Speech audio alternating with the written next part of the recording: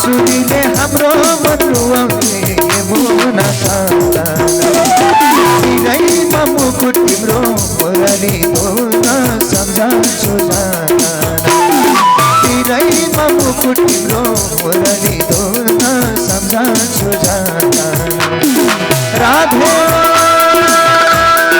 हरि बोल।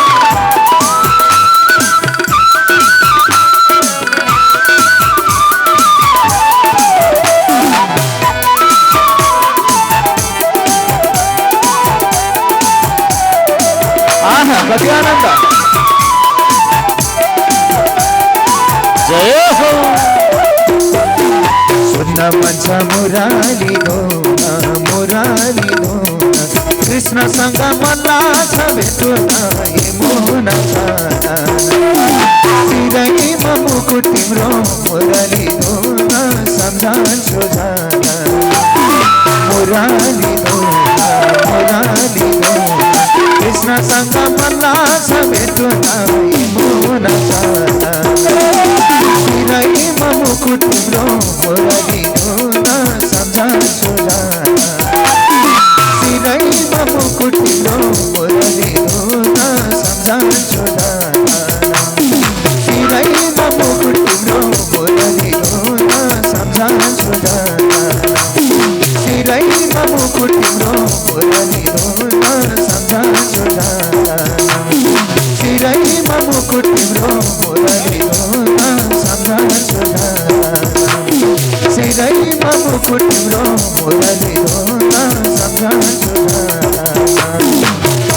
नाच्नु हुने भक्तहरू कि ननाचिकन टुलु टुलु हेरेर मात्रै बस्ने भक्तहरू कि स्वर्गमा इन्द्रले गायनको नृत्यको कार्यक्रम आयोजन गर्नुभएको थियो। सभा चलिरहेको थियो। इन्द्रादि देवताहरू आनन्द ग्रहण गर्दै हुनुहुन्थ्यो। सोही बेलामा देवताहरूको गुरु बृहस्पति पुग्नुभयो। देवताहरूका गुरु बृहस्पति पुग्नुभयो। इन्द्रले वास्ता गर्नु भएन, गुरुको सम्मान गर्नु भएन। गुरु त्यहाँबाट फर्कनुभयो। कार्यक्रम समाप्ति हो, गुरुको खोज गर्नुभयो। इन्द्रले पाउन सक्नु भएन। देवताहरूलाई गुरुको आवश्यकता परे, गुरु भएनन्। अब कसलाई गुरु बनाउने भनेर खोजी गर्दै गर्दै देवताहरूसँग स्तुति गर्न लाग्नुभयो, याचना गर्नुभयो।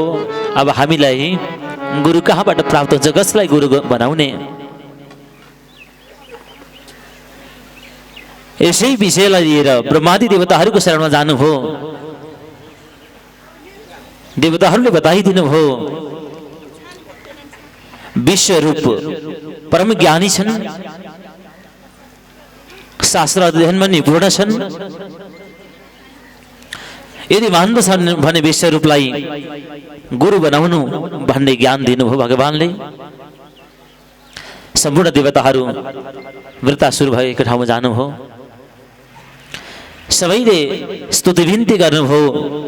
स्वर्गका गुरु बन्नको लागि उहाँले स्वीकार गर्नु भएन। मलाई पौरोहित्य कर्म उचित लाग्दैन, म यस्तो कार्यमा लाग्दैन। केवल भगवानको स्तुति विन्ती गरेर आफ्नो जीवनलाई यापन गर्नेछु भनेर बताउँदाखेरि देवताहरूले अत्यन्तै अनुनय विनय गर्नुभयो। तत्पश्चात उहाँले गुरुत्व स्वीकार गर्नुभयो। स्वर्गमा जानुभयो। दानवहरूले दुःख दिइरहेका थिए देवताहरूलाई। नारायण कवचको परम ज्ञान दिनुभयो, जसले गर्दा सुरक्षा हुन्छ। अबद्ध हुने नारायण कवचद्वारा विश्वरूपले इन्द्रलाई बलियो बनाउनु भयो, सुरक्षित गराउनु भयो। यज्ञ कर्म गर्दै गर्दै उहाँको समयहरू व्यतीत हुँदै थियो। उहाँका माओलीहरू असुर भएको हुनाले माताको वचनलाई स्वीकार गरेर बेला बेला दैत्यलाई पनि उहाँले हव्य पदार्थहरू प्रदान गर्नुहुँदो रहेछ। इन्द्रले लाग्यो, दैत्यहरू असुरहरू बलशाली भइरहेका छन्, हामी किन क्षण भएका छौँ भन्ने जिज्ञासा राख्न। होइन, के भयो यहाँ विपरीत गति भनेर विचार गर्दाखेरि विश्वरूपले असुरहरूलाई यज्ञको पदार्थहरू देखेको थाहा पाएपछि वज्र प्रहार गरेर अन्त्य गराउनु भयो। कृष्णचन्द्र भगवान की, भागवत भगवान की। त्वष्टा ऋषिका पुत्र विश्वरूपको इन्द्रले अन्त्य गरिदिए। ऋषिलाई साह्रै दुःख लाग्यो। बल्ल बल्ल फकाइकन मेरा पुत्रलाई स्वर्गको गुरु बनाएर इन्द्रले वध गरे, यो साह्रै ठुलो अन्याय भयो भनेर इन्द्रलाई मार्ने छोरो म जन्माउँछु भनेर उहाँले यज्ञ गर्नुभयो। इन्द्र शत्रु विवर्धस्व भन्दै इन्द्रलाई मार्ने छोरो जन्मियोस् भनेर उहाँले यज्ञ गर्दाखेरि भगवानको लीला मन्त्र अशुद्ध भयो। इन्द्रले मार्ने छोरो जन्मियोस् भन्ने भयो। यज्ञ कुण्डबाट विशाल शरीर भएको पुत्रको उत्पत्ति भयो। साह्रै ठुलो शरीर भएको हुनाले र असुर स्वभाव भएको हुनाले जसको नाम रह्यो वृत्रासुर। वृत्र भनेको विशाल काय शरीर, असुर भनेको जसको स्वभाव असुरको छ। वृत्रासुरको उत्पत्ति भयो। पिताजी के का लागि मेरो सृष्टि हजुर गराउनु भयो? के सेवा गरौँ बताउनुहोस् भन्दा तिम्रो दाजुलाई इन्द्रले यसरी छल कपटपूर्वक अन्त्य गरेका छन्। इन्द्रलाई तिमीले अन्त्य गर। वृत्रासुर स्वर्गमा जान्छन्। इन्द्रादि देवताहरूसँग विशाल युद्ध हुन्छ, सबैलाई परास्त गराउँछन्। पिताजी मैले हजुरको वचनलाई परिपूर्ण गराएँ, स्वर्ग खाली गरिदिएको छु अरे। बाबु तिमी तपस्या गर्न जाऊ, यत्तिकै बसेर हुँदैन, भगवानको तपस्या पनि गर्नुपर्छ भनेर त्वष्टा ऋषिले वृत्रासुरलाई हराउनु भयो। वृत्रासुर भगवानको तपस्यामा लागे, धेरै समय तपस्या गरेका छन्। तपस्याबाट फर्के फेरि पुनः विशाल युद्धहरू भएका छन्, कसैले जित्न सकेनन्। स्वर्गादि देवताहरू दुखित हुँदै ब्रह्माजीको शरणमा जानुभयो। ब्रह्माजीले सबै लिएर कैलाशमा जानुभयो। त्यहाँबाट पनि सबैजना मिलेर वैकुण्ठमा जानुभयो। भागवत भगवान की, कृष्णचन्द्र भगवान की। भगवान विष्णुले आफ्ना समस्त दुःखहरू इन्द्रादि देवताहरूले व्यक्त गरे। तत्पश्चात भगवानले बताउनु भयो, हे इन्द्रादि देवताहरू हो, वृत्रासुरलाई कसैले वध गर्न सक्दैन, अबद्ध छन्। एउटै मात्रै उपाय छ, दधिजी ऋषिको हड्डीद्वारा वज्र बनाइकन प्रहार यदि गरियो भने मात्र वृत्रासुरको अन्त्य हुन सक्छन्, होइन भने असम्भव छन् बताउनु भयो। अब जीवितै व्यक्तिको हड्डी हामीले कसरी पाउन सक्छौँ भगवान? यो त धर्म सङ्कटको परिवेश आए, कृपा गरियो बक्सियोस् भनेर सबैले स्तुति बिन्ती गर्न लागे। कृष्णचन्द्र भगवान की, भागवत भगवान की। श्याम सुन्दरी भगवान परशु शरण, श्याम सुन्दरी भगवान परशु शरण। आपत पर्यो हामीलाई रक्षा गर्न, श्याम सुन्दर भगवान शरण। आपत पर्यो हामीलाई रक्षा गर्न, श्याम सुन्दर भगवान पर्छौ शरण। आपत पर्यो हामीलाई रक्षा गर्न। जय हो। सबैले ताली सेवा गर्दै भगवानको स्मरण गर्दै आनन्द ग्रहण गर्नुहोस्।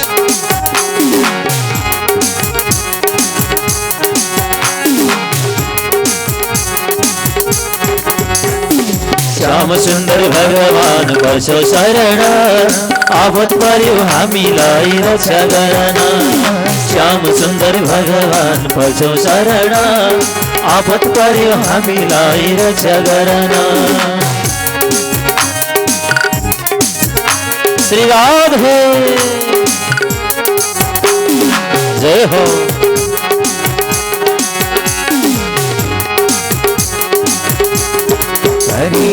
श्याम सुन्दर भगवान पर्छौ शरण। आपत पर्यो हामीलाई रक्षा गर्न, श्याम सुन्दर भगवान पर्छौ शरण। आपत पर्यो हामीलाई रक्षा गर्न, आपत पर्यो हामीलाई रक्षा गर्न। हरि हरि आपत पर्यो हामीलाई रक्षा गर्न। हरि हरि भगवान की जय, कृष्णचन्द्र भगवान की जय। स्तुति बिन्ती गर्नुभयो इन्द्र देवताहरूले भगवान विष्णुको। जाऊ गएर पुकारे गर, यदि तिमीहरूले खुसी गराउन सक्यौ भने वृत्रासुरको वध गर्न सक्ने छु भनेर भगवानले बताइदिनु भयो। इन्द्रादि देवताहरू सबै मिलेर दत्ताजी ऋषिको आश्रममा जानुभयो। ऋषिले स्वागत सत्कार गर्नुभयो। के का निमित्त हजुरहरू पाल्नुभयो भन्नुहोस्। के सेवा गर्न भन्दा कति अप्ठ्यारो हो। जीवितै व्यक्तिको हड्डी चाहिएको छ, कसरी माग्ने भनेर धर्म सङ्कटमा संशयमा पर्नुभयो इन्द्रादि देवताहरू। कति हामीले हड्डी माग्दाखेरि अन्याय अपराध त हुँदैन। ऋषिश्वर रिसाउनु भयो भने साह्रै अप्रिय हुनेछ, राम्रो हुने छैन, उहाँलाई चिन्ता पनि लागिरहेको छ, कसरी बताउने। दत्ताजी ऋषि फेरि सोध्नुहुन्छ, भन्नुहोस् देवताहरू हो बताउनुहोस् के सेवा गर्नु पर्यो मैले भन्दा भगवान नि ऋषिश्वर समाजको कल्याणको लागि, सबैको उद्धारको लागि ऋषिहरूले सन्तहरूले आफ्नो जीवन नै दान गरिरहेका हुन्छन्, अमूल्य समयहरू प्रयोग गरिरहेका हुन्छन्। ऋषिश्वर आज हामीलाई वृत्रासुरले साह्रै दुःख दिएको छ, कष्ट दिएको छ प्रभु। ऋषिश्वर हजुरको हड्डी बिना वृत्रासुरको कहिल्यै हामीले अन्त्य गर्न सक्दैन, यो भगवानको वचन छ। हामीलाई हजुरको हड्डी आवश्यक परेको छ भगवान ऋषिश्वर भन्दा उहाँले साह्रै खुसी भएर अरे दत्ताजी ऋषि खुसी हुनुभयो, प्रसन्न हुनुभयो। आज यो यत्तिकै नाश भएर नष्ट भएर जाने मेरो यो मानव शरीर देवताहरूको लागि ठुलो काम गर्ने हुने भयो, यसले ठुलो करुणा गर्ने भयो, देवताहरूको सहयोग गर्ने भयो। धन्य धन्य भनेर प्रसन्न हुनुभयो। इन्द्रादि देवताहरू डरे राख्नु भएको थियो, तर दत्ताजी ऋषि खुसी हुनुभयो, किनकि यो मानव देहको अरू कुनै औचित्य छैन। कृमिबीज भस्म सङ्गीतम, यसै खेर जान्छ प्राणले छोडेपछि। हिंसक जन्तुले खायो भने विष भनेर निस्कन्छ। यदि यसलाई अग्निमा लगाइदियो भने आगोले भस्म गराइदिन्छ, खरानी बनाइदिन्छ। यदि यतिकै लड्यो पृथ्वीमा ढल्यो भने, कसरी यसलाई संस्कार गरिदिएन भने यही शरीरमा किराको जन्म हुन्छ। कि त किरा बन्छ यो शरीर, कि भस्म बन्दछ, कि त हिंसक जन्तुहरूको विष्ठा बन्दछ। अरू कुनै गति छैन। यो तीनवटा गति हो मानव देहको। आज मेरो शरीरले, यो हड्डीले ठुलो उपकार गर्ने भयो भनेर खुसी हुनुभयो। गौ माताद्वारा यस शरीरलाई शोधन गराउने प्रयास गर्नुभयो। ऋषिले योग आश्रम बसेर प्राण प्रभुमा लगाउनु भयो, देह परित्याग गर्नुभयो। गौ माताले शरीर सबै चाडिदिनु भयो, हड्डीको त्यहाँ प्रकट भयो। हड्डी लिएर त्यो हड्डीद्वारा वज्रको निर्माण गर्न लगाउनु भयो विश्वकर्मा। तत्पश्चात वृत्रासुरको साथमा इन्द्रादि देवताहरूको विशाल युद्ध भयो।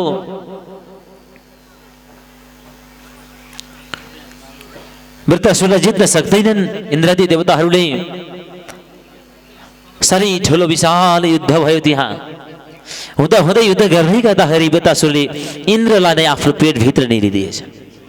साह्रै हाहाकार भयो। देवताहरूले भगवानको स्तुति विन्ती गर्नुभयो। त्यहाँ पूर्ण ब्रह्म परमात्मा भगवानले हाईको सृष्टि गराउनु भयो। वृत्रासुरले हाई गरे, त्यहाँबाट इन्द्र बाहिर निस्कनु आउनुभयो। हे इन्द्र, मलाई मार, तिमी जसो छरी होइन, विश्वासघाती होइन, मलाई मर्नुदेखि कुनै डर छैन, मलाई मार, चाँडोभन्दा चाँडो मलाई मार, मलाई त भगवानलाई भेट्नु छ, म त भगवानमा पुग्नु छ, मलाई वध गर, त्यो वज्र प्रहार गर इन्द्र, मृत्युदेखि मलाई डर छैन, तिमी जस्तो कायर होइन, तिमी जस्तो ब्रह्म घातकी होइन। इन्द्र मलाई मार, मलाई कुनै स्वर्गको सम्पत्ति चाहिएको छैन, रसातलको सम्पत्ति चाहिएको छैन, कुनै राज्य चाहिएको छैन, मलाई कुनै वस्तुहरूको अपेक्षा छैन, केवल पूर्ण ब्रह्म परमात्माको मलाई दर्शनको अपेक्षा छ। कृष्णचन्द्र भगवान की। अजात पक्ष इव मातरम खगः स्तन्यम यथा वत्सतरः च्युधारतः प्रियं प्रियेव विशतं विषण्णा मनोरविन्दाक्ष दिद्रक्ष्यते त्वाम्। अरे जसरी एउटा गौ माता हुनुहुन्छ, उहाँको बच्चा छ, बाधाको बच्चा छ, दिनभरि त्यो बच्चालाई घरमा राखेर त्यो गौ माता दिनमा चर्न जानुभयो, जङ्गल जानुभयो भने ती बच्चाले ती बाछोले मेरी माता कहिले आउनु होला र मैले दुग्ध पान गराउँला भनेर बाटो हेरेर बसिराख्दछ अरे। जब गृह प्राङ्गणमा गौशालामा त्यो गौमाताको आगमन हुन्छ तब ती बाछो रमाउँदै नाच्न लाग्दछ, मैले दुग्ध पान गर्न पाएँ, मेरी माता आउनुभयो भने खुसी हुन्छ। इन्द्र मलाई यो देह त्याग गरेर भगवानको दर्शनको लागि त्यस्तै लालसा रहिरहेको छ, त्यही उत्कण्ठा मेरो रहेको छ। मलाई वध गर, अन्त्य गराऊ, मृत्युदेखि मलाई डर छैन। जसरी प्रेमी र प्रेमिकाको आत्मिक सम्बन्ध हुन्छ, विदेश गएको प्रेमीलाई प्रेमिकाले प्रतीक्षामा रहन्छन् कति बेलासम्म, जति बेलासम्म उहाँ यहाँ आउनुहुन्न तबसम्म। जब आफ्नो प्रेमी व्यक्ति आफ्नो पासमा देख्दछन्, दर्शन गर्दछन्, तब परम प्रसन्न हुन्छन्, खुसी हुन्छन्, आफूलाई नै बिर्सिरहेका हुन्छन्। मुहार हेरेर दर्शन गरेर प्रसन्न मुद्रामा रहेका हुन्छन्। भगवानको दर्शनको लागि म त्यस्तै लालाय छु, इन्द्र मलाई वध गर, वध गर। जसरी पन्छीहरूले आफ्ना मातापिताहरू चाहेर खोज्न जाँदा ती बच्चेराहरूले माताहरूको पिताहरूको खोजी गरिरहेका हुन्छन्। आउन साथ मुख बाहिर आवाज निकालिकन चाहराको भजनको अपेक्षा गर्दछन्। साह्रै खुसी भएर मुखमा मुख मिलाएर भोजन ग्रहण गर्दछन्। इन्द्र मलाई वध गर, वध गर, मृत्युसँग मलाई डर छैन। मलाई त चाँडोभन्दा चाँडो भगवानको हुनु छ, मलाई त चाँडोभन्दा चाँडो प्रभुमा पुग्नु छ। कृष्णचन्द्र भगवान की, भागवत भगवान की। यस्तो परम ज्ञानका कुराहरू गर्नुभयो। हुँदै जाँदा वज्र प्रहार गरेर इन्द्रले वृत्रासुरको अन्त्य गराइदिए। सम्पूर्ण देवताहरू ऋषिहरूले जय जयकार लगाउनु भयो, खुसी हुनुभयो। आकाशमा गएर पुष्प वृष्टि भयो, लाजा वृष्टि भयो। सबैले खुसी भएर भगवानलाई सम्झेर भजनमा नाच्न लाग्नुभयो। कृष्णचन्द्र भगवान की, भागवत भगवान की। हरि ओम। राम नाम जपेर पार तर्नी हो। नाचौँ है। अब यसै गरी नाच्ने बेला अवसर खासै नजुट्न सक्छ। अब तीज आउनुपर्छ, अर्को वर्ष लाग्नुपर्छ। यो सुनौलो अवसर मिलेको छ हजुरहरूलाई। हाम्रो आमा मक्क परेर हाँस्दै हुनुहुन्छ। ल ल नाच्नुहोस्। राम नाम जपेर पार तर्नी हो, जिन्दगीको भर छैन कहिले मर्ने हो। राम नाम जपेर पार तर्नी हो, जिन्दगीको भर छैन कहिले मर्ने हो। राम नाम जपेर पार तर्ने हो, जिन्दगीको भर छैन कहिले मर्ने हो। सबैले ताली छुवा गर्दै भगवानको स्मरणमा जय हो। श्री राधे।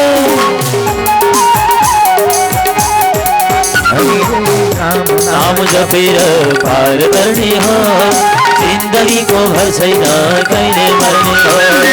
राम नाम जपेर पार तर्ने हो, जिन्दगीको भर छैन कहिले मर्ने हो।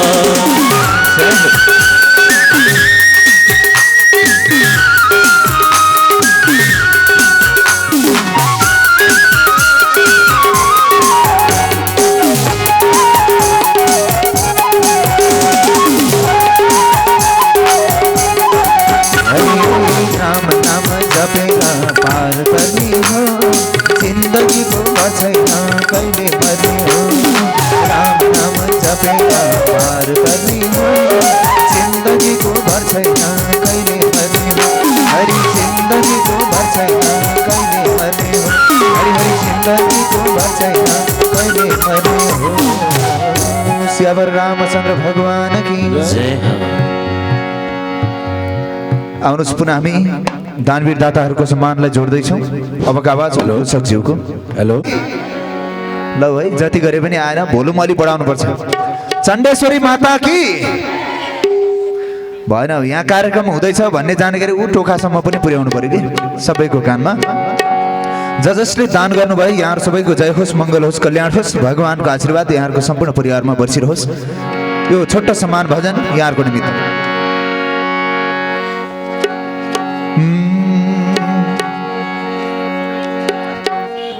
दान दिनलाई यही भक्त नमानो गाह्रो, वैकुण्ठमा बन्दैछ चौतारो। दान दिनलाई यही भक्त नमानो गाह्रो, वैकुण्ठमा बन्दैछ चौतारो।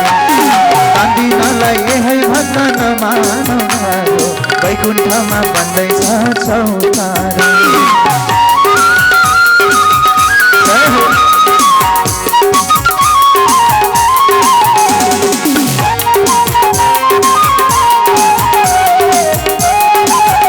नाचो हो सम्पूर्ण दिदी बहिनीहरू, नाचो है नाचो।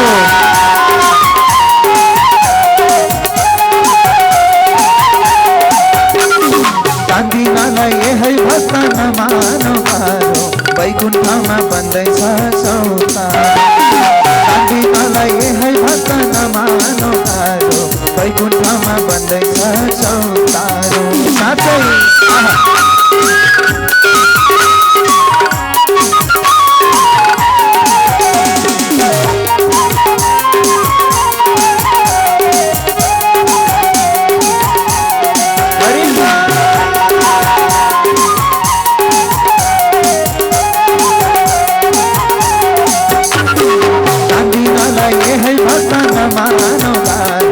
वैकुण्ठमा बन्दैछ चौतारो।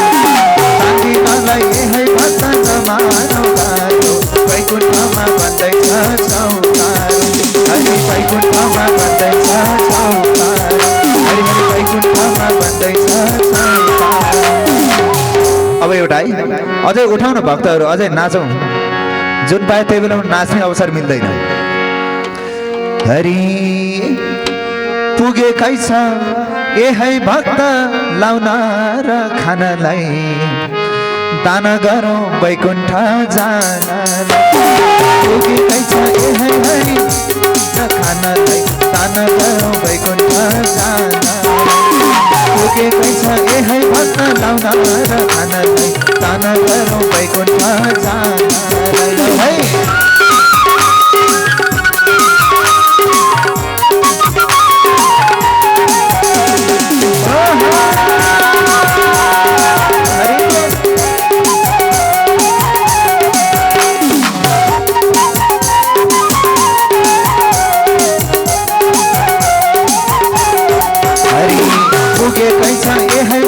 लाउन र खानलाई, दान गरौँ वैकुण्ठ जानलाई।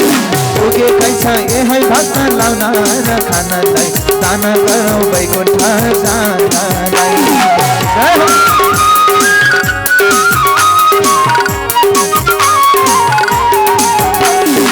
जय हो श्री राधे।